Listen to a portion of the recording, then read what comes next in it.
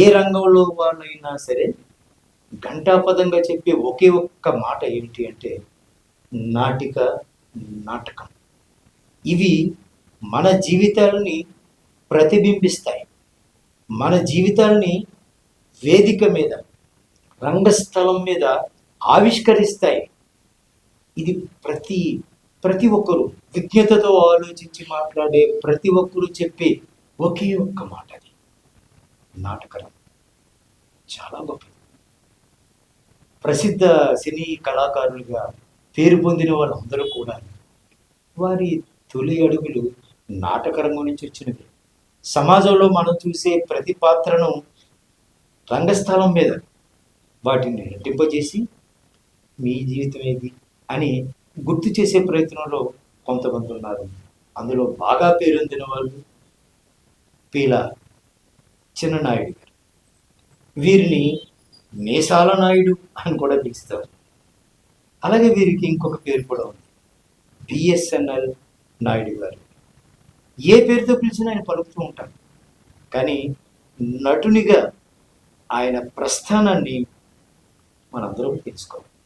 Supreme TV ప్రేక్షకులకు మన పీల చిన్ననాయుడు గారు వరఫ్ మీసాల నాయుడు గారు వరఫ్ బిఎస్ఎల్ నాయుడు గారు, వారిని మనందరికీ పరిచయం చేసే ప్రయత్నం ఒకటి చేద్దాం. నమస్కారం సార్. నమస్కారం. రంగస్థలం అంటే చెవి కోసుకుంటారు అని అంటారు. రంగస్థలం, దానికోసం మీరు చాలా పోగొట్టుకున్నారు, చాలా వాటిని వదులుకున్నారు. ఇప్పటికీ కూడా మీరు అదే రంగంలో కొనసాగుతున్నారు. నాటక రంగంలో ఒక నటునిగా మీరు నటించడమే కాకుండా దర్శకత్వ బాధ్యతలు వహించారు. పరిషత్తులు ఇలాంటివన్నీ ఎన్నో మీరు నిర్వహిస్తున్నారు. నేను మిమ్మల్ని అడిగే ప్రశ్న ఏంటి అంటే, మీరు ఎప్పుడు నాటక రంగంలోకి వచ్చారు అనేది నా ప్రశ్న కాదు సార్. నాటక రంగంలో ఇప్పుడు మీ ప్రస్థానం ఎలా ఉంది? కావ్యేషు నాటకం రమ్యం. నాటకం అనేది ఒక అనంతం, అనల్పం. ఎన్ని కళ్ళైనా రావచ్చు కానీ పోవచ్చు, కానీ నాటక రంగం మాత్రం చిరస్థాయిగా ఉంటుంది. నాటక రంగం స్వతంత్ర ఉద్యమంలో భాగం పుంజుకుంది. దేశకాలమాన పరిస్థితులను వేలుపెట్టి చూపించింది. మనిషిని మంచిదారిలో నడిపిస్తుంది నాటకం. నేను 1982లో అనగనగా ఒక రాజు అని మందులు గారు దర్శకత్వం వహించినటువంటి నాటిక చూశాను.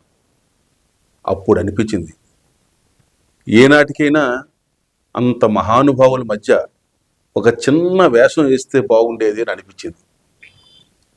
అదే నాకు స్ఫూర్తి, ఆ నాటికే. అప్పటి నుంచి కష్టపడ్డాను. ఏ నాటిక నాకు ఇన్స్పిరేషన్ ఇచ్చిందో అదే నాటిని సుమారుగా 80 ప్రదర్శనలు చేసి ఆంధ్ర రాష్ట్రం మొత్తం అన్ని ప్రాంతాల్లోనూ ప్రదర్శించడం జరిగింది. అనేక బహుమతులు తీసుకోవడం జరిగింది.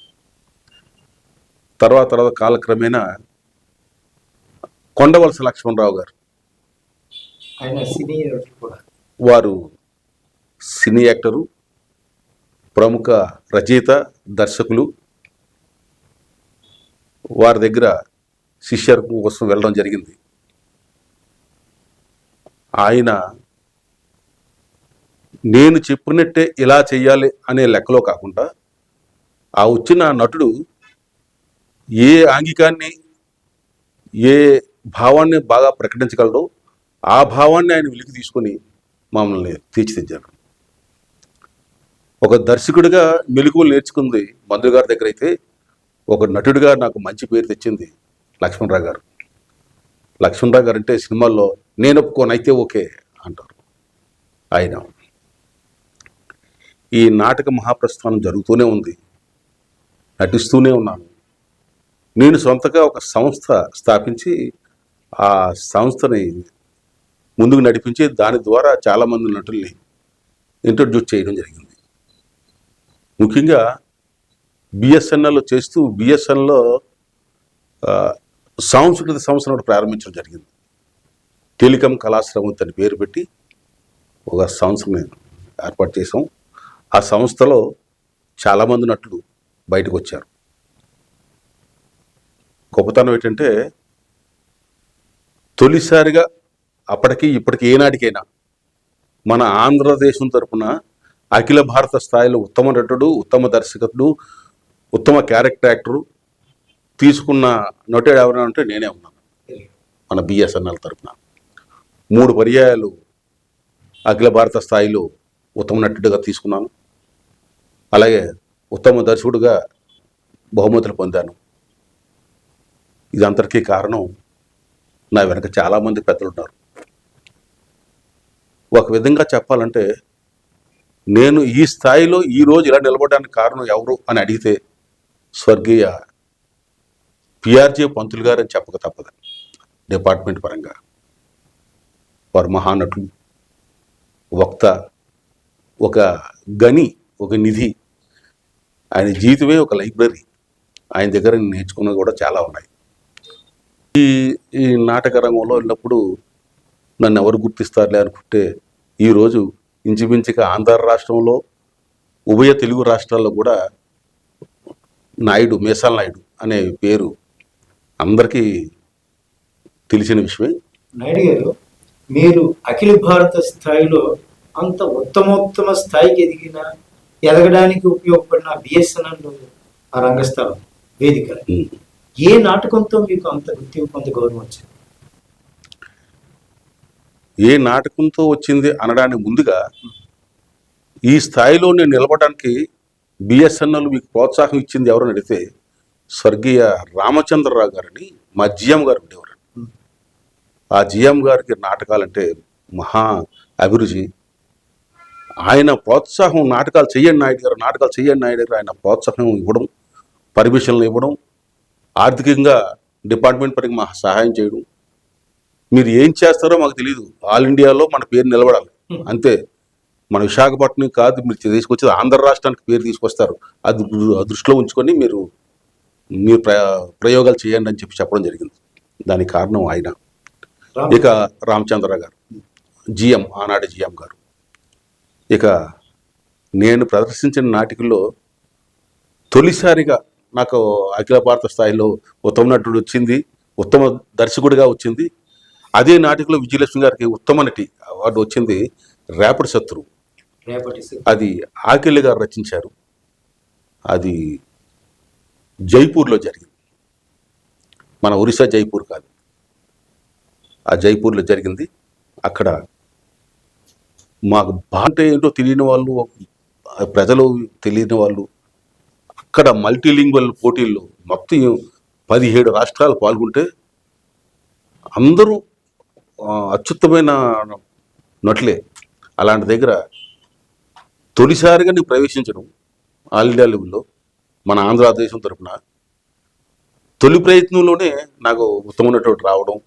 నాయుడు గారు, రేపటి శత్రువు నాటికతో అఖిల భారత స్థాయిలో రాజస్థాన్ లాంటి భాష తెలియని ప్రాంతాల్లో వాళ్ళని మెప్పించిన ఆ నాటికలోని ఏదైనా ఒక డైలాగ్ మీకు ఏమైనా జ్ఞాపకం ఉంది? ఇప్పుడు చెప్పగలుగుతారు?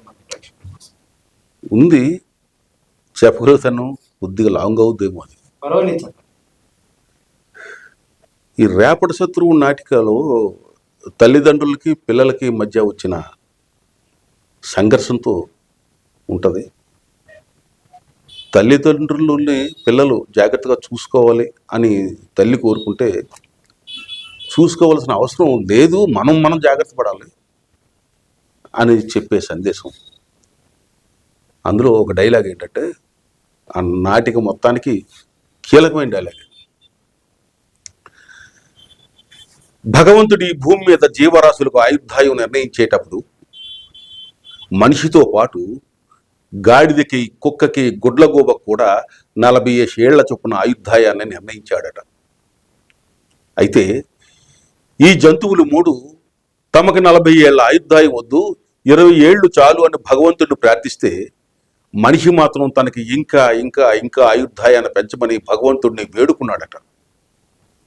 అప్పుడు భగవంతుడు ప్రత్యక్షమై జరిగిన నిర్ణయంలో మార్పు చేయడానికి ఏమాత్రం వీలు పడదు కనుక మీలో మీరే సర్దుబాటు చేసుకోండి అని సలహా చెప్పి అంతర్ధానం అయిపోయాడట. అప్పుడు ఈ జంతువులు మూడు తమ తమ ఆయుర్దాయాల్లోంచి 20 సంవత్సరాల తరపున తీసి మనిషికి ఇచ్చేసాయట.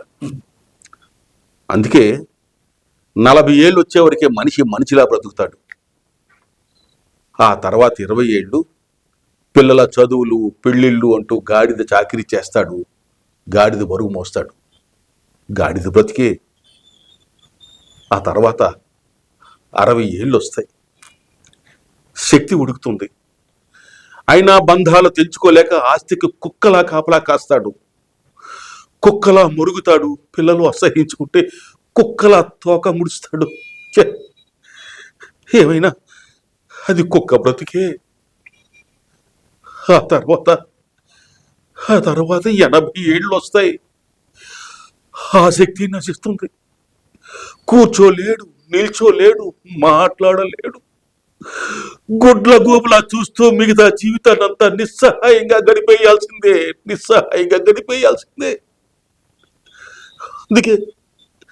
అందుకే బంధాలు పెంచుకుంటే బాధలు, అనుబంధాలు తెంచుకుంటే ఆనందాలు అని పెద్దలు చెప్పిన జీవిత సత్యాన్ని విన్నావు కదా. ఇప్పుడు చెప్పు, కొడుకంటే ఎవరు? శత్రువు అని భార్య అంటది. కాదే, రేపటి నీ శత్రువు నీ కొడుకు కాదు, నీ కూతురు కాదు, నీ కోడలు కాదు. రేపటి నీ శత్రువు నీ వృద్ధాప్యం, రేపు నిన్ను చుట్టుముట్టే నీ రేపటి శత్రువు నీ వార్ధక్యం. ఎస్, మీ ముసలితనం.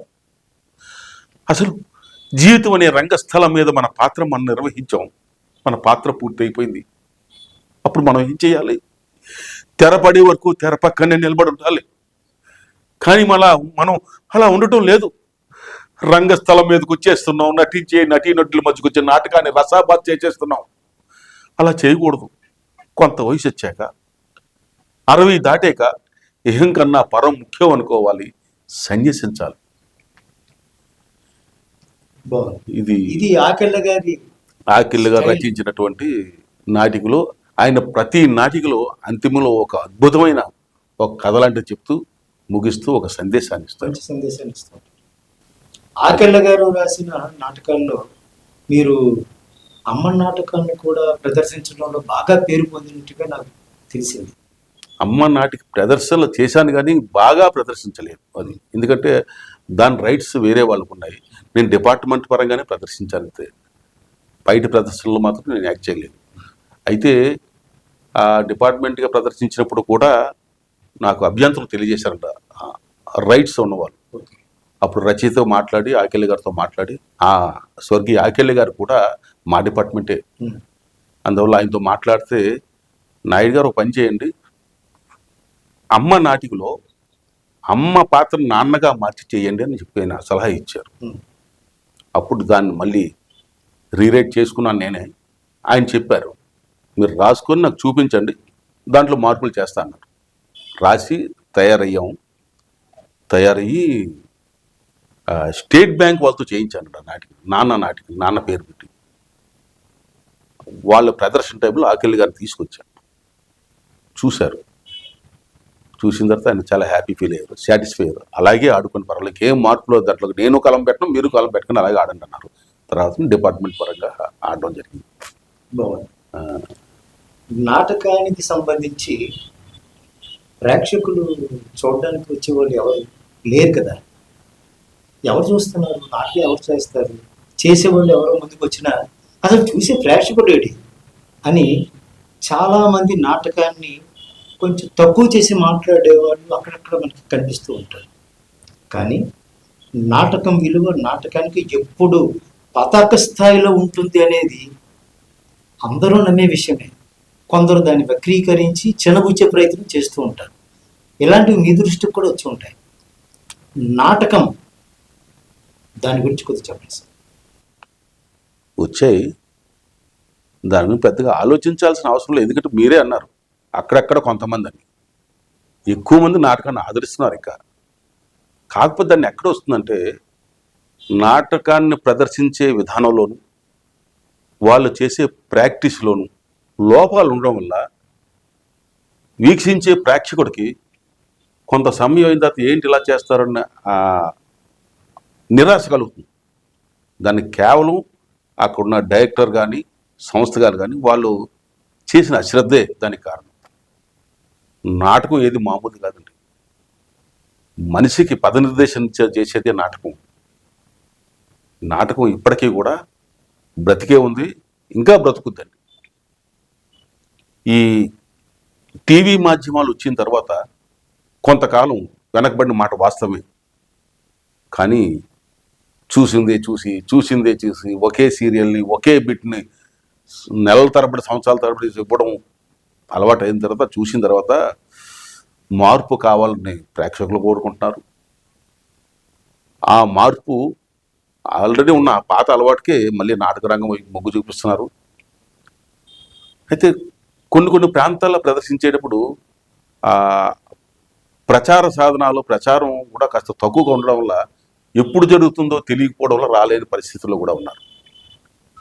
లేదంటే నాటకం ఎక్కడ వేసినా ఎప్పుడు వేసినా నిండుగా ప్రశాంత, ఎందుకన్నా అనకాపల్లి, పరవాడి, ఎలా మునగపాక అసలు కూర్చోడం ప్లేసులు కనబడి నిలబడి చూడడానికి ప్లేస్ చాలదు, అంతలా జనం కిక్కిరిసి వస్తారు. కారణం నాటకం సజీవం, నిలబడే ఉంటుంది, బ్రతికే ఉంటుంది, మనల్ని బ్రతికిస్తూనే ఉంటుంది. నాటకానికి సంబంధించి ఏ రంగమైన సరే, అది సినిమా అవ్వచ్చు, చిన్న బుల్లితెర అవ్వచ్చు, నాటకం అవ్వచ్చు. బుల్లితెర వెండితెర అనేసరికి ఆసక్తి పరులు ప్రతి ఒక్కరూ ఎక్కువ మంది ఉంటారు. కానీ నాటకాన్ని ఇష్టపడి నాటక రంగంలోకి వచ్చి నటునిగా నేను నా ప్రదర్శనతో అందరినీ మెప్పించుకోవాలి, అందరి గుర్తింపు పొందాలి, నేను ఇందులో జీవించాలి అని అనుకొని ఒక యాంబిషన్తో వచ్చేవాళ్ళు వాళ్ళు కూడా ఉన్నారు. కొత్తగా ఈ నాటక రంగంలోకి వచ్చే వాళ్ళకి మీరు ఏం సలహా చెప్తారని నేను అడగను, కానీ వాళ్ళు ఏమి తెలుసుకొని నాటక రంగంలోకి వస్తే నటులుగా రాణించి ఉజ్వల భవిష్యత్తుతో వెలుగొందే అవకాశం ఉంటుందని మీ ఒక నటునిగా, దర్శకునిగా, ఎంతోమంది నటులను తీర్చిదిద్దిన ఒక వ్యక్తిగా మీ అభిప్రాయం చెప్పండి. నాటక రంగంలో ఒక సంస్థ, ఒక దర్శకుడు ఒక నాటకాన్ని తయారు చేస్తున్నాడంటే నాకు వేసవి ఇవ్వండి బాబు అని పరుగులెత్తుకొచ్చే జనాలు ఉండేవారు. అది ఒకప్పుడు మాట.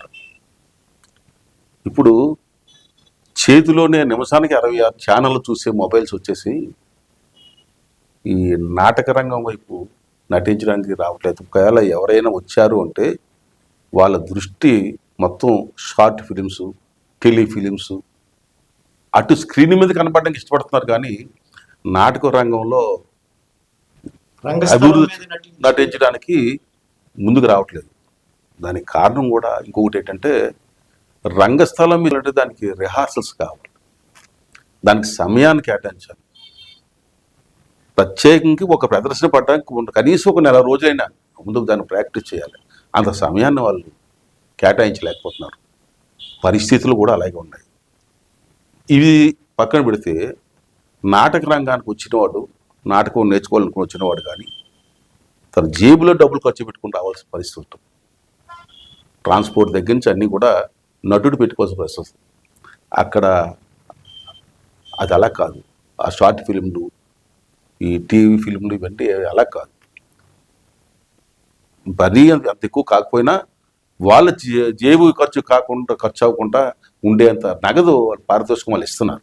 ఇవన్నీ బేర్ చేసి నేను కూడా రంగస్థలం మీద నటించాలి, పేరు తెచ్చుకోవాలి, గౌరవం గుర్తింపు పొందాలి అని అనుకొని వచ్చే వాళ్ళకు ఉండాల్సిన ప్రాథమిక సూత్రం నుండి లేకపోతే లక్షణాలు అవి ఉండొచ్చు.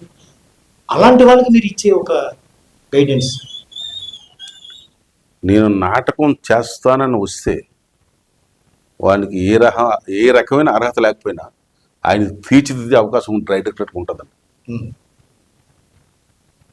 మిగతా వాటిలాగా, మిగతా మాధ్యమాల్లాగా ఈ వేళకి చాలు అని చేతిలో పెట్టి పంపించేసే పరిస్థితి ఉండదు. మట్టిలో కూడా మాణిక్యాన్ని వెతికే డైరెక్టర్లు ఉన్నారు, వాళ్ళు తీర్చిదిద్దే అవకాశాలు ఉన్నాయి. భవిష్యత్తులో నాటకంలో వచ్చినవాడు జీవితాన్ని చదువుతాడండి. జీవితంలో ఎలాంటి ఒడిదుడుకులు లేకుండా ఆరోగ్యంగా భవిష్యత్తును తన చెప్పు చేతులు నడిపించుకునే అవకాశం ఉంటుంది. నాటకం ఒక తరాన్ని ముందుకు నడిపించగల శక్తి ఉన్నది. దానికి ఉద్యుక్తులుగా యువతరం రావాలని, కుర్రాళ్ళు రావాలని, నేర్చుకోవాలని, ఈ దేశాన్ని ముందుకు నడిపించాలని, మంచి కోసం మీరు ముందడుగు వేసి 10 మందిని ముందుకు తీసుకెళ్ళమని ఒక నటుడిగా, ఒక సీనియర్ నటుడిగా రాబోయే నటులందరికీ చేతులెత్తి నమస్కరిస్తూ ఆహ్వానిస్తున్నాను.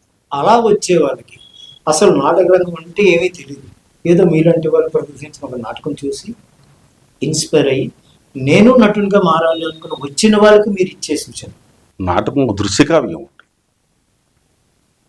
ఆ దృశ్యకావ్యాన్ని మనం వినిపించడం కాదండి, చూపిస్తున్నాం అండి. అలాంటి చూపించే నాటికలు చూసి చూసి ఆ రాబోయే నటుడు కూడా ఇన్స్పైర్ అయ్యి నేను నటిస్తానని వస్తాడు. అలా వచ్చిన వాళ్ళకి నేను ఇచ్చే సందేశం ఒకటే, నాటకాల కోసం వచ్చిన వాళ్ళు నాటకాలు నటించాలని వచ్చినప్పుడు ఇక్కడికి వచ్చాక, ఆ రిహార్సల్ దగ్గరికి వచ్చాక మీరు వేరే విషయాలు మానేసి పూర్తిగా మనసంతా కేంద్రీకరణ చేయండి. నాటకాలు అయిపోయిన తర్వాత అక్కడ 10 మంది 10 రకాల మనుషులు వస్తుంటారు. వేరే దారిలోకి వెళ్లకుండా మీకు మీరుగా నిలబడి తప్పుడు దారిలోకి వెళ్ళకుండా నాటకం చూసి ఆ ప్రత్యేకించి టైం మెయింటైన్ చేసుకోవడం. డైరెక్టర్ చెప్పిన టైం మనం ఎంతసేపు ఉండాలి అంత టైం అక్కడి తిన్నగా ఇంటికి వెళ్ళి తల్లిదండ్రులతోనో భార్యాపిల్లలతోనో గడపాల్సిన బాధ్యత తీసుకున్నప్పుడే నటుడు ఎదుగుతాడు. చెప్పిన దాన్ని క్యాచ్ చేయడానికి ముందు వాళ్ళు కొంత అభినివేశం ఉండాలి కదా. అలా తయారవ్వడానికి రంగస్థలం మీదకి వచ్చే నటీనటులకి ఉండాల్సినవి, వాళ్ళు చేయాల్సిన అభ్యాసానికి సంబంధించి కొన్ని విషయాలు మనం సుప్రీం టీవీ ప్రేక్షకులకు వివరించండి. నాటకం బుల్లితెర కావచ్చు, వెండితెర కావచ్చు, తెర రెండు రకాల విభాగాలండి. దేని కష్టం దానికి ఉంది. ఇప్పుడు తెర మీదకి వెళ్ళేసరికి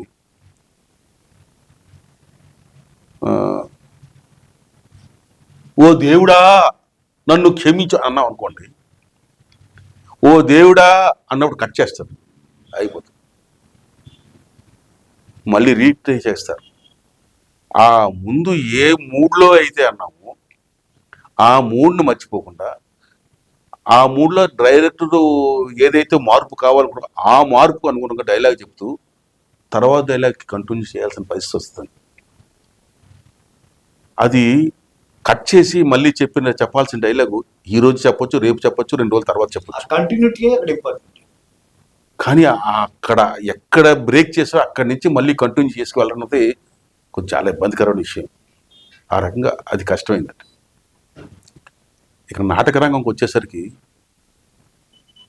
కుటుంబంతో హాయిగా కలిసిమెలిసి ఉన్నాడు, కుటుంబంలో కలిసిపోయిన వాడికి నాటకం చాలా తేలిక ఉంటుంది. ఎందుకంటే అన్ని భావాలు ఏ నాటికి చూసినా, ఏ నాటకం చూసినా కుటుంబంలోని సభ్యుల నుంచి వస్తుంటాయి క్యారెక్టర్లన్నీ. ఒకసారి ఆ ఇంట్లో మనుషుల తాలూకా ఆ మనస్తత్వాలు, వాళ్ళు వేషభాషలు, వేషధారులు ఇవన్నీ చూస్తుంటే మనం చాలా వరకు మైండ్ పెడితే మాత్రం గ్యారెంటీగా సక్సెస్ అవుతారు. అయితే దీనికి ఏంటంటే ముఖ్యంగా కొద్దిగా బేస్ వాయిస్ అవసరం నాటక రంగానికి. ఎందుకంటే మందులు గారు అది చెప్తుండేవారు, నువ్వు ఎక్కడ ఏ కారణం చెప్పినా మైక్లోంచి లాగాలి డైలాగ్ అన్నారు. అదే మాకు శ్రీరామ రక్ష అయింది ఆయన చెప్పిన మాట. ఇక డైలాగ్ కంటిన్యూటీ అనేది ఒక పాత్రను చదివిన తర్వాత, దాన్ని బైహార్ట్ చేసిన తర్వాత డైలాగ్ అక్కడ చెప్పడం ముఖ్యం కాదు. స్టేజ్ మీద ఆ తప్పు లేకుండా చెప్పడం కూడా ముఖ్యం కాదు. ఆ పాత్రలోకి ఇన్వాల్వ్ అవ్వాలి. నేను కాదు, అక్కడ ఆ పాత్ర అని ఆ పాత్రలోకి ఇన్వాల్వ్ అయితేనే కానీ డైలాగు అనుకున్నట్టుగా రాదు. డైరెక్టర్ను సాటిస్ఫై చేయలేము. కొన్ని సందర్భాల్లో డైరెక్టర్ చెప్పిన దానికంటే నటుడు చెప్పిందే బాగుంటుంది. ఒకసారి అప్పుడు డైరెక్టర్ అడ్జస్ట్ అవుతాడు కూడా. అలా ఎప్పుడు వస్తుందంటే మనం ఆ క్యారెక్టర్లోకి మనం ఇన్వాల్వ్ అయ్యి మనం ఆ క్యారెక్టర్లో దూరిపోయిన రోజున మనకి ఆ శక్తి మనకు వస్తుంది. ఇప్పుడు మీరు చాలా కాలంగా నటునిగా రాణించారు, దర్శకునిగా రాణించారు. చాలామంది కొత్త నటీనటుల్ని రంగస్థలానికి పరిచయం చేశారు. ఇంతవరకు మీరు ఎన్ని నాటకాల్లో మీరు నటించారు? ఎన్ని నాటకాలు మీరు దర్శకత్వం వహించారు? అలాగే ఇంకా మీకు బాగా పేరు తెచ్చిన నాటకాలు బిఎస్ఎన్ఎల్ కాదు, ఇన్ జనరల్గా ఏ విశాఖపట్నంలోనే కాకుండా చాలా వేదికల మీద మీరు నటించారు. అలా మీకు ఒక మంచి ఉచ్చ స్థితిని తీసుకుని వచ్చిన ఆ నాటకాలు, వాటి గురించి మన సుప్రీం టీవీ ప్రేక్షకులు వివరించండి. రేపటి శత్రువు తర్వాత ఇండియన్ గ్యాస్,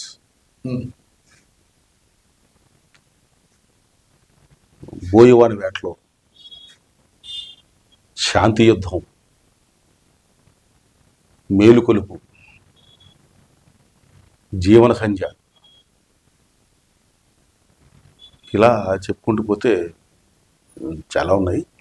సుమారుగా నేను అంటే ఒకే ప్రదర్శనని 100 సార్లు ప్రదర్శించవచ్చు, 200 సార్లు ప్రదర్శించచ్చు, అలా కాకుండా డిఫరెంట్ నాటికలు అనేసరికి సుమారుగా ఒక 125 వరకు నాటికలు చేసి ఉంటాను. నాటకాలు అయితే 3 చేశాను నాటకాలు. అందులో శ్రీకారం నాటకం ఒకటి. ఆ శ్రీకారం నాటకంలోనే అప్పటికి నేను మీసాలు అయిపించేవాడు. ఈ వైట్ డ్రెస్ మీసాలు సపరేట్గా నా గెటప్ అందువల్ల రాదు. ఆ నాటకంలో ఆ మందులు గారు నన్ను చూసి, నాయుడు గారు మీ పేరు నాటకంలో వాడుకుంటే మీకు అభ్యంతరం అని అడిగారు. నా పేరు చిన్నాయుడు, నా పేరే వాడతారు. చిన్నాయుడు కాదు సార్, మీసాల నాయుడు. మీ పేరు నాటికలో మీసాల నాయుడు అని పేరు పెడతాను నేను. సరే పెట్టాను నాన్న, పెట్టాను. ఆయనకి అసిస్టెంట్ నేను ఆ నాటకంలో.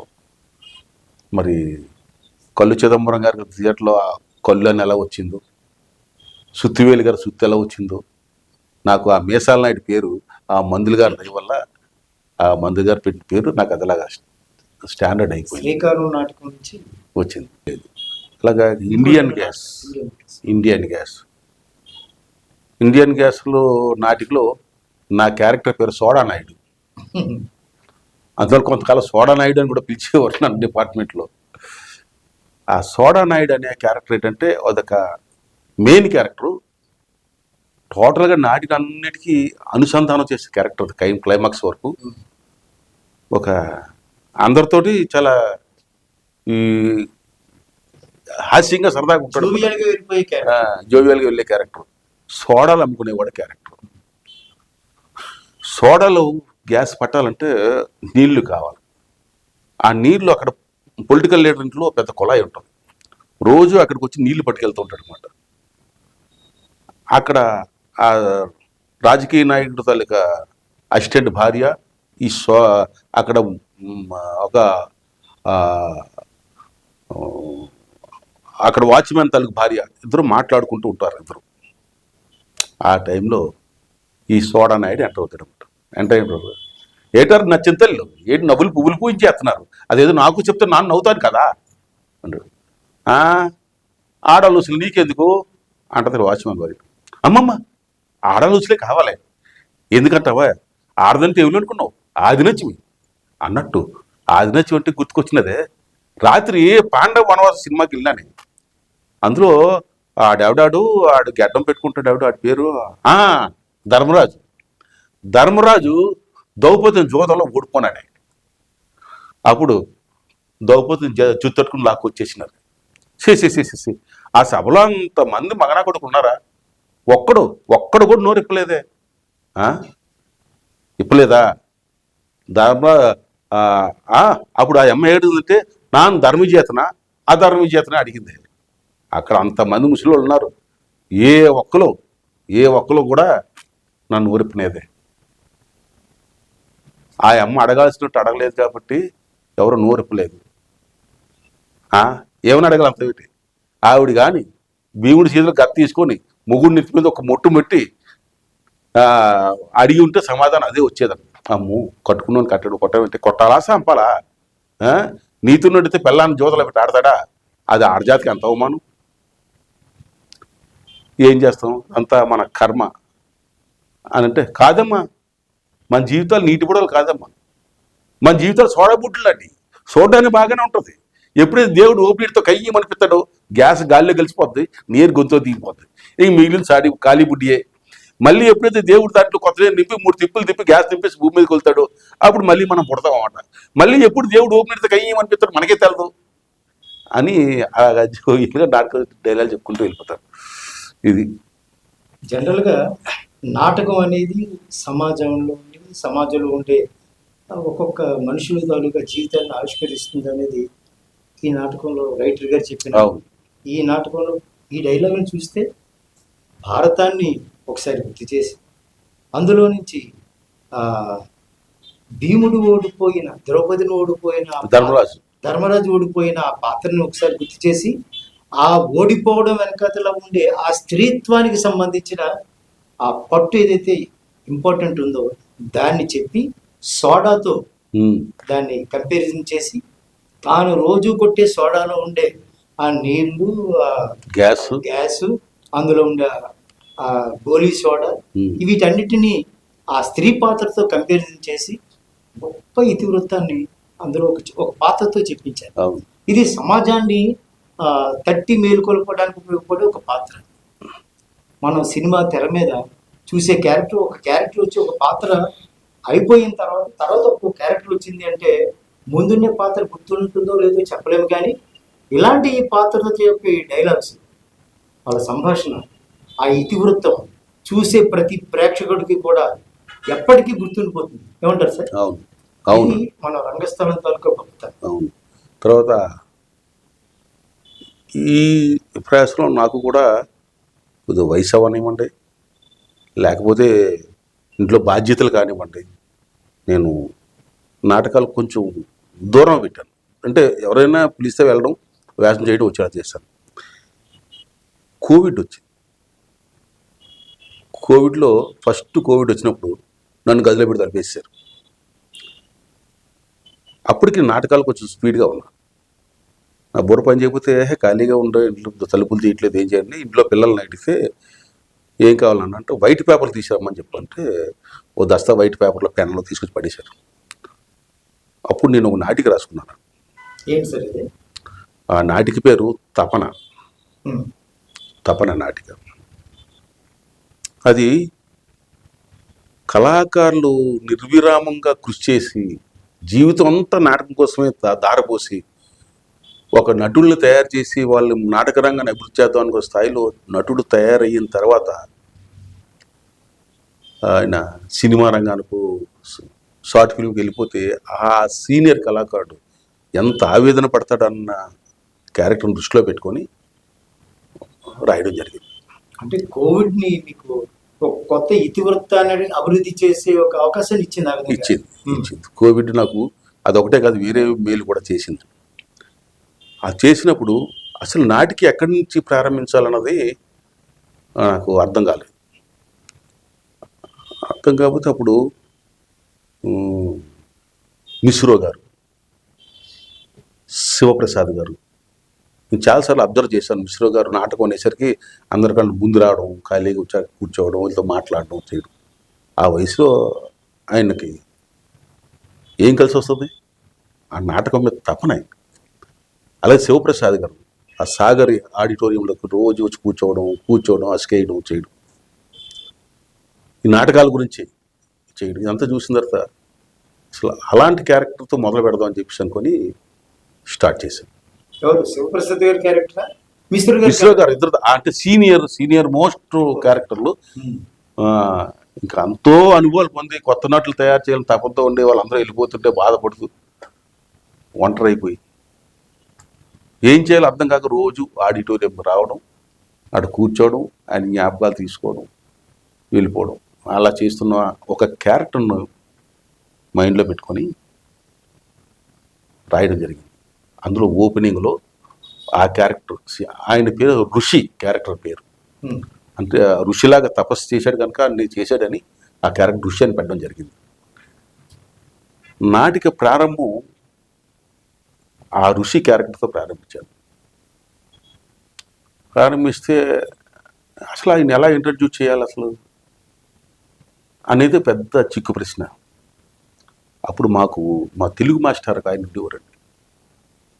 ఆయన నాకు తెలుగులో మంచి ఇంట్రెస్ట్ చూపించారు ఆయన. నేను అలాగే నేర్చుకున్నాను కూడా, తెలుగు మీద ఇంట్రెస్ట్ వచ్చి. ఆయన చెప్పిన ఒక విషయం గుర్తుకొచ్చింది. కర్ణుడంత గొప్ప పాత్ర మరొకటి లేదు అని చెప్పిన మాట గుర్తుకుంది. చివరి కర్ణుడు ఏమైపోయాడు, అసలు ఎవరూ లేకుండా వెళ్ళిపోయాడు.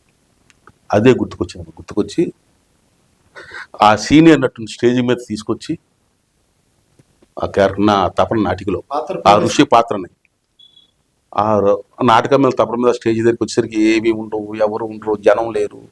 అక్కడ నిల్చుని చూస్తాడు, ఆడిటోరియం అంతా చూస్తాడు. పడిపోయిన ఆడిటోరియం, వేరే క్యారెక్టర్ లేరు, శిష్యులు లేరు. ఆయన ఫ్లాష్ బ్యాక్లోకి వెళ్తాడు. అక్కడ ప్రారంభించుకుంటాడు. ఆ ఫ్లాష్ బ్యాక్లో ఏంటంటే కర్ణుడు పాత్ర. ఆయన కృష్ణుడు కర్ణుడి దగ్గరికి వచ్చిన ఆయన, నువ్వు పాండవుల్లో కలిసిపో, ఆ రాజ్యాన్ని సింహాసనం నువ్వు అధిష్ఠించు, ఆ ద్రౌపది గురించి నేను గొడవలు పడుతున్నారు కదా, ఆవిడ కూడా నీకు భార్య అవుతుంది, మీ కోరికలు కూడా తీరుతాయి, ఒక్కసారి ఆలోచించుకొని చెప్తే దండం పెడిసి నువ్వు ఇలా మాట్లాడడం పాడి కాదు, వెళ్ళిపోయి పంపించేస్తాడు మేడం. ఆయన వెళ్ళిపోయిన తర్వాత కర్ణుడు తనకు తానుగా అనుకుంటాడు. ఫ్లాష్లో ఏమనుకుంటాడంటే, అర్జునుడట అసహాయ సూర్యుడట, హరిగంటలుంట గాంధీ వనోగ్రధారి అట, అందులకై ఆదినియు నన్ను ఆదరించి అంగరాజును చేసిన నా రారాజునకు ద్రోహం చేసి ఇప్పుడు ఆ పాండవ పక్షమున చేరవలనట. ఆహా, ఏమి ఆ కృష్ణుని తాంత్రిక ఆలోచనము! పాండవ పట్టమహిషి పాంచాలి నన్ను పరిణయమాడునన్నంత మాత్రమున మానమును వీటి పరిగెత్తుడికి ఈ కర్ణుడు పరాంగనంగ సంగ లౌన్యుడిని భావించేగావు. ఈ పల్లవాదుర మధుర సుధారసపాన అభిమానధరుండకు మధుసూదనుడు ఊహించినట్ల నేనొక వేళ పరనారి వ్యామోహపరుండనే అయినచో ఎందరో నవయవన లావణ్యమతులుండ ఈ ముసలిదాన్ని ప్రేమించవలన. ఏ ఊరు మగలకు మనసిచ్చి నెరజాన భీష్మ ద్రోణ కర్ణ కృప అశ్వత్థామ ప్రముఖజన పర్వేక్షిత దుర్యోధన సభాభవన మండపమున కట్టుకున్న మగల కట్టేదిట పరపురుషునిచే చుట్టు పట్టి ఏడోబడి పుట్టేడు పరాభవమునందని తొత్తు. నిన్నగాక మొన్న విరాటరాజు కొలువునందు సింహబలిని కామదృక్కులకు బలి అయిన ఆ నిక్కుల మారి టక్కులాడిని పరిణయమాటి నగబాటు అని అది ముగించేసరికి శిష్యుడు వస్తాడు, ఒక శిష్యుడు, పాత శిష్యుడు వస్తాడు. అక్కడి నాటికల ప్రారంభం. అది నాకు చాలా మంచి పేరు తెచ్చింది. ఆ కోవిడ్కి నాకు దండం పెట్టాల్సిన పరిస్థితి. ఈ కోవిడ్ నేపథ్యంలో మీకు ఇంకొక పేరు కూడా జరిగిందన్నారు, అదేంటో? ఇంకోటి అంటే, నేను ఖాళీగా నాటికి రాసేయడం అయిపోయింది, ఇంకా నాకు పీరియడ్ ఉంది. కోవిడ్ లాక్, డోర్ లాక్ కార్యక్రమం. ఆ టైంలో నేటి మాట అనే ఒక కథాంశం తీసుకున్నారు. కథాంశం కాదండి, నైట్ అంటే ఒక గీతాలు లాంటివి, గీతాలు, శ్లోకాలు, నీతి వాక్యాలు అన్నమాట తయారు చేశాను. ఓ బుక్, ఓ 4 పేజీల పుస్తకాలు అయింది. దాని బుక్ ప్రింట్ చేయించడం కూడా జరిగింది. చేయించిన తర్వాత నేను అది చాలా మంచి పేరు, చాలా మీరు ఒక పుస్తకాన్ని కూడా ఆవిష్కరించారు. దానికి పూర్తిగా పిటి మాధవ్ గారు, కేకేఎల్ స్వామి గారు వారు పూర్తిగా ప్రోత్సాహం నాకు ఇచ్చారు. ప్రింట్ చేయించు అది చదివిన తర్వాత. అలా కోవిడ్ టైంలో ఆ 2 పుస్తకాలు నేను రిలీజ్ చేసుకున్నాను. బాగుంది నాయుడు గారు.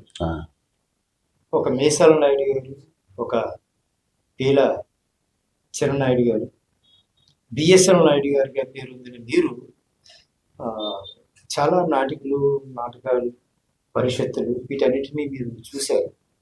స్వయంగా మీరు కూడా పరిషత్తు నాటకాలను ప్రోత్సహించడంలో ముందున్నారు అని విన్నారు. అది ఏం చేస్తున్నారు, ఎలా చేస్తున్నారు? పరిషత్తు నిర్వహించాలి అన్న ఆలోచన అది సంతోషంతో కూడిన బాధాకరమైన విషయం అండి. నా భార్య సీరియస్ కండిషన్లో ఉండి హాస్పిటల్లో కోమలో వెళ్ళిపోయింది. సుమారు 10 రోజుల తర్వాత మెలుకులోకి వచ్చి నన్ను పిలిచింది. వెళ్ళాను. ఏం కావాలి సరళ ఏంటి? ఆవిడ పేరు సరళ. ఏం కావాలి ఏంటి సంగతి అని అడిగితే, ఏం లేదు నాయుడు, నీ ఉన్నా లేకపోయినా నాటకాలు మాత్రం మానకు అని ఉట్టేయించుకున్నాను. అంతే. ఆ ఉట్టేయించుకొని చెయ్యి వేశాను, ప్రాణం పోయింది. ఇంకా ఏం చేయాలి నేను? అసలు ఎందుకు అలా కోరుకుంది అది నాకు ఎంత ఆలోచన నాకు అర్థం కాలేదు. సరే, నాకు నేనుగా అనుకున్నది ఏంటంటే, అసలు మైండ్ తన వైపు డైవర్ట్ అవ్వకుండా మైండ్ నాటకాల వైపు డైవర్ట్ చేస్తే కాస్త ఫ్రీగా ఉంటాను ఉద్దేశం అనుకుని ఉంటుంది. ఇంకెలా కాదు, నాటకాలు ఎంతకాలం వేస్తాం, అదే ఓ పరిషత్ అయితే కొంతమందిని తయారు చేసినట్టు ఉంటుంది. ఒక 2 రోజులు 3 రోజులు ఆవిడ పేరు నిత్యం స్మరించుకున్నట్టు ఉంటుంది ఉద్దేశంతో శ్రీమతి జ్యోతి సరళ స్మారక కళా పరిషత్ అనే సంస్థను స్థాపించి ఆ సంస్థలో నాకు అడ్వైజర్ కానీ, నడిపించడం కానీ, సలహాలు కానీ అన్నిటికీ మన హేమ గారు ఉన్నారు కదా, విశాఖపట్నం నటీమణి శ్రీమతి హేమ గారు. ఆవిడ ప్రోత్సాహాలు, ఎవరి దగ్గర ₹1 డొనేషన్ తీసుకోకుండా ఏడాది పొడుగున డబ్బు తీసి పక్కన పెట్టి ఆ పరిషత్తుకు సగ్గా డబ్బును ఏర్పాటు చేసుకుని నాకు నేనే ఖర్చు పెట్టుకుంటూ ఆవిడ పేరు మీద పరిషత్తు అనకాపల్లిలో ఏర్పాటు చేశాను. అనకాపల్లిలోనే ఏర్పాటు చేయడానికి కారణం ఏంటంటే, ఆవిడది నాది లవ్ మ్యారేజ్. ఓకే. మీ ఇద్దరం కలిసి చదువుకున్నది, కలిసి తిరిగింది అనకాపల్లిలో. మా స్వస్థలం అనకాపల్లి. అక్కడ ఆవిడ కోరింది కనుక, అక్కడ ఆవిడ స్నేహితులు ఉన్నారు కనుక, నా స్నేహితులు నా బంధువులు కూడా అక్కడే ఉన్నారు కనుక, అది ఒకటైతే మన మాజీ మంత్రివర్యులు దాడి వీరభద్రరావు గారు వారి దృష్టికి ఈ విషయాన్ని తీసుకెళ్తే, సరే మన ఆడిటోరియం ఉంది కదా దాంట్లో నువ్వు ఆడుకోని అన్నారు. ఆయన కూడా నా విషయం తెలిసి ఆయన కూడా ఈ రోజుకి ₹1 అడగకుండా ఆడిటోరియము లైటింగ్ ఇటంతా అరేంజ్ చేస్తున్నారు. అలాగే 1975 నాతో చదువుకున్న నా మిత్రమండలందరూ సహకారం ఉంది. నాటకాలు అక్కడ జరుగుతున్నాను. మీరు కూడా పరిషత్తు నాటకాల్లో చాలా వాటిలో పాల్గొన్నారు. పరిషత్తు నాటకానికి ఒక నాటక ప్రదర్శనకి రెండిటికి నాకు తెలిసి కొంత తారతమ్యం ఉంటుంది. స్వయంగా ఒక నాటకానికి ప్రిపేర్ అయ్యి ప్రదర్శించడం ఒకటైతే, పరిషత్తు అంటే ఒక నాటకాల పోటీకి సంబంధించిన విషయం అది. ఒక సాధారణ నటుడు, వేదిక మీద నటించే నటుడు పరిషత్తు నాటకానికి వెళ్ళాలి అంటే అందులో తీసుకోవాల్సిన జాగ్రత్తలు ఇంకా ఎక్కువగా ఏమైనా ప్రాక్టీస్ చేయాల్సి ఉంటుందా, లేకపోతే పేరున్న రచయితల తాలూకా నాటకాలు ప్రదర్శిస్తేనే వాళ్ళకి ప్రైజులు వస్తాయా, గుర్తింపు వస్తుందా? ఈ వేరియేషన్ లో కొంతమంది ఇబ్బంది పడుతున్నారు సార్. మీ అనుభవం తప్పండి, చెప్పండి. అది తప్పండి, తప్పు. ఎందుకు చెప్తున్నానంటే, ఏ నటుడు కూడా పోటీకి ఒకలాగా, సాధారణ ఎగ్జిబిషన్ పరిషత్తుకి ఒక ప్రదర్శనకు ఒకలాగా నటించకండి. ఎక్కడైనా ఆయన సాయశక్తిలో కష్టపడతాడు. నటనే. కాకపోతే ఒక్కొక్క సందర్భంలో ఏటవుతుందంటే, మనం చెప్పిన టైంలో ఆ సీనియర్ నటు, అందులో ఆల్రెడీ తయారై ఉన్న నటుడు అవకాశం లేకపోవచ్చు. అప్పుడు ఆపద్ధర్మంగా ఎవరినో పెట్టడం చేయడం, అదేదో కొద్దిగా పాడవడం, అలాంటి అది పరిషత్తుల్లో కూడా జరుగుతుంటుంది, అన్ని చోట్ల ఉంటుంది. అంతేగాని ఒక నాటికి తయారైన ఒక నటుడు మాత్రం ఎట్టి పరిస్థితుల్లో పరిషత్తులో ఒకలాగు, పైగా ఎగ్జిబిషన్ ప్లే ఒకసారి లాగా ఆయన చేయడండి. ఇక మీరు చెప్పింది ఎక్కడుంటుందంటే, సీనియర్ నటులు జూనియర్ సంస్థలు అనే పరిస్థితి వచ్చేసరికి ఎలా ఉంటుందంటే, సీనియర్ పరిషత్తులు ఉన్నాయి.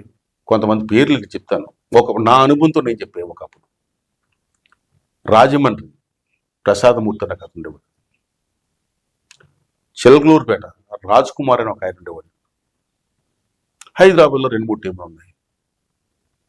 విశాఖపట్నం మిశ్రో గారు, వెంకటేశ్వరరావు గారు, కొండవలస లక్ష్మణరావు గారు. విజయనగరం శ్రీకాకుళం కేకేఎల్ స్వామి. ఒక నాటిక సమాజానికి వీళ్ళందరూ సీనియర్లు కాబట్టి వాళ్ళ దగ్గర నాటికలు మనం సెలెక్ట్ చేయాలన్న ఆలోచన ఆ కమిటీలోనే ఉంటుంటుంది. ముందు వాళ్ళకి 10 నాటికలు కావాలనుకోండి, నేను చెప్పిన పేర్ల వాళ్ళందరి దగ్గర 7-8 నాటికలు అయిపోయినాయి. ఇంకా 2 నాటికలు తీసుకోవాలి. ఆ 2 నాటికల దగ్గరికి వచ్చేసరికి అస్మదీయులు తస్మదీయులు ఇలా ఉండేదండి. అక్కడ చిన్న లోపాలు ఉండేవండి. అద్భుతంగా చేసిన జూనియర్ టీముల్ని కూడా సెలెక్ట్ చేయకుండా సీనియర్ ఆర్టిస్ట్ కదా, ఆయన బాగుంటుందిలే అని తీసుకున్న సందర్భాలు ఉన్నాయి. అలాంటప్పుడు వీళ్ళకి ఇంత కష్టపడినా ఆయన తీసుకోలేదన్న బాధతోటి ఎందుకులేండి అని ఒక నిస్పృహ లాంటిది. నిస్పృహ చెందే సమాజాల్లో చూశాను, ఆర్టిస్టులు చూశాను. అయితే అలాంటి జడ్జిల్ని, అలా నిర్ణయించిన జడ్జిల్ని నిలదీయడం కూడా జరిగిందండి. దాని సమాధానం కూడా వాళ్ళు చెప్పలేని పరిస్థితి అయిపోయింది. నటులను తయారు చేయడంతో పాటు దర్శక రంగాన్ని కూడా కొంతమందిని మీరు పర్యవేక్షణలో అదే తీర్చిదిద్దినట్టుగా. ఇందాక చెప్పింది అది. నలుగురు ఐదు కూర్చొని ఒక నిర్ణయం తీసుకొని ఉమ్, దర్శక రంగం దగ్గర నుంచి, నటన దగ్గర నుంచి ఉమ్. వాళ్ళ స్క్రిప్ట్లు ఇచ్చి వాళ్ళకి ప్రోత్సహించి వాళ్ళతో ప్రదర్శనలు కూడా వేయించేంత వరకు బాధ్యత తీసుకొని నడిపిద్దామని మేము కొందరు అనుకున్నాం. అది మేము ఉగాది నుంచి దానికి మేము అనుకోవడంలో ముఖ్య పాత్రధారి హేమ గారు. హేమ వెంకటేశ్వరి. హేమ సరే, ఇది వాస్తవం. మరి నాయుడు గారి ప్రస్థానం ఇంకా బాగా ముందుకు వెళ్ళి మరికొన్ని మంచి నాటికలు, నాటకాలు, కొంతమంది కొత్త దర్శకులు, అలాగే నటీనటులు ఎలాగా మీ ఆధ్వర్యంలో తీర్చిదిద్దబడతారు. మరికొంతమందికి అవకాశం, ప్రేక్షక దేవుళ్ళను కూడా దగ్గర చేసుకోవడానికి నాటక రంగాన్ని మరింతగా ముందుకు తీసుకువెళ్ళే ఆ ప్రక్రియ మీ ద్వారా ముందుకు వెళ్ళాలని ఆశిస్తూ, ఇంత సమయాన్ని మీ సమయాన్ని వెచ్చించి సుప్రీం టీవీ ప్రేక్షకులకు చాలా విషయాలను మీరు తెలియజేశారు స్టూడియోకి వచ్చి. అందుకు మీకు ధన్యవాదాలు సార్.